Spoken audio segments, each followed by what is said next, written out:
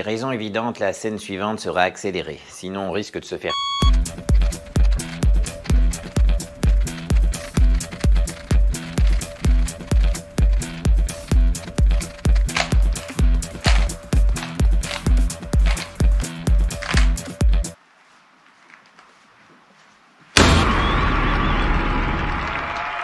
Le sujet du jour est un peu philosophique, je te l'accorde. Est-ce que le fait de prendre ton temps pour faire les choses t'en fait perdre?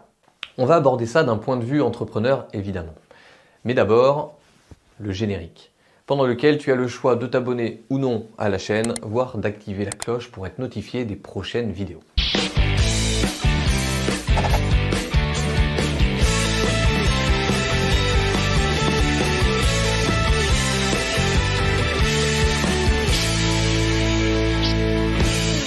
On vit tous dans un monde qui va à 1000 à l'heure. On cherche toujours à être plus productif. On veut absolument profiter un maximum.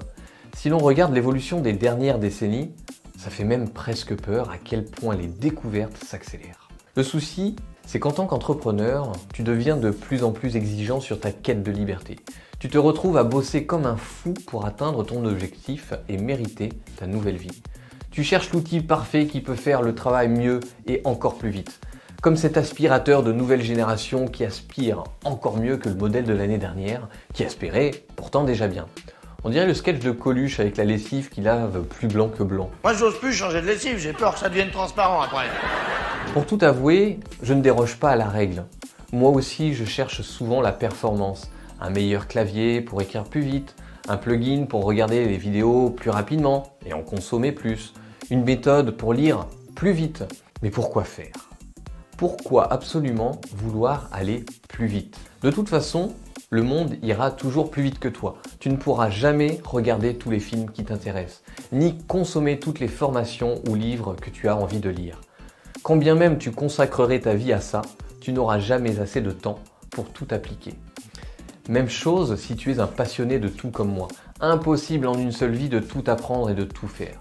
Il faut te faire à l'idée, tout de suite, de vivre avec cette frustration, pour la transformer en une énergie productive et la mettre au service de ton entreprise. Mon constat personnel est le suivant, je n'ai jamais été aussi productif et serein que depuis que je prends le temps d'en faire moins et d'apprécier ce que je fais. C'est le principe de vivre l'instant présent. Quand tu vis dans le passé, tu rumines, tu regrettes, tu es nostalgique. Et quand tu vis dans le futur, tu espères, tu anticipes, tu prévois. Mais si tu vis dans l'instant présent, tu profites et c'est là le principal. Je te recommande vivement d'en faire moins, mais de faire mieux. Ce conseil, je te le donne pour ta vie en général, pas seulement pour ton entreprise.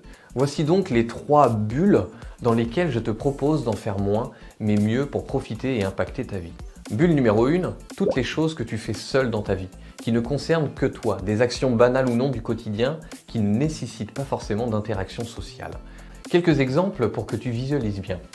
Profite de ta douche pour apprécier ta douche et non plus anticiper ce que tu vas faire après ou pour râler sur ce qu'il vient de t'arriver. Si tu fais de la course à pied, n'écoute pas de musique et apprends à apprécier ta séance telle qu'elle est. Lorsque tu manges, prends le temps de mâcher, d'apprécier le bien que tu fais à ton corps. Bulle numéro 2, tout ce qui concerne tes interactions sociales. Tellement de gens ne profitent pas de tous ces moments avec leurs proches et au lieu de ça, ils pensent au boulot ou à ce qu'il se passe sur les réseaux sociaux. 2 constats que j'ai fait d'ailleurs, et si c'est ton cas, tu peux y remédier facilement. Le premier constat, lorsqu'on s'énerve sur nos enfants, c'est bien que souvent, on a envie de faire autre chose à ce moment. On se projette à un autre idéal que celui qu'on est en train de vivre. L'inconvénient, c'est que bien souvent, on ne profite ni de l'un ni de l'autre. Et tu remarqueras qu'en étant pleinement présent pour tes enfants, ils seront adorables et tu passeras d'excellents moments. Dès que ton cerveau partira dans le futur, tu retrouveras l'ennui, l'impatience et toutes ces émotions négatives. Le plus dur est de réussir à cadrer ces moments. Cette vidéo n'est sponsorisée par aucun groupe de parentalité positive. Deuxième constat, 90% des gens en soirée, chez des amis ou au resto, regardent leur téléphone plus que de raison. Tu connais forcément ces moments où en pleine conversation, tu jettes un coup d'œil rapide sur la notification que tu viens de recevoir. Mon conseil est simple et radical. Supprime les réseaux sociaux et les notifications de ton téléphone. Tu me remercieras. Bulle numéro 3, tout ce qui concerne ton entreprise. Il est temps de prendre des décisions radicales dans ton entreprise. Si quelque chose ne va pas, change-le. Si c'est trop compliqué, simplifie-le. Tu dois en faire moins, mais te concentrer sur l'essentiel. Tu dois chercher à faire mieux et pour ça, n'hésite pas à prendre le temps qu'il faut pour faire les tâches lucratives pour ton business. Prendre ton temps pour les choses importantes ne signifie pas de perdre ton temps, bien au contraire. Et c'est la même chose avec ta recherche client. Tu ne dois pas chercher à avoir plus de clients, tu dois chercher à avoir de meilleurs clients. Tu ne perdras jamais de temps à te concentrer sur qui sont tes clients idéaux et où est-ce qu'ils se trouvent. Pour approfondir le sujet, je t'ai enregistré une masterclass. Elle s'appelle la formule et elle est à portée de clic autour de la vidéo ou tout simplement en description. Je te dis à tout de suite. Le sujet du jour est un peu philosophique comme le sujet, est-ce que le fait de prendre ton temps pour faire des choses t'en fait perdre? Ok.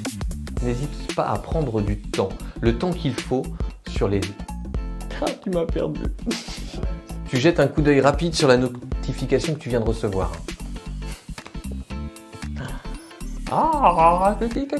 Des actions banales ou non du quotidien qui ne nécessitent pas forcément, ça ne nécessite pas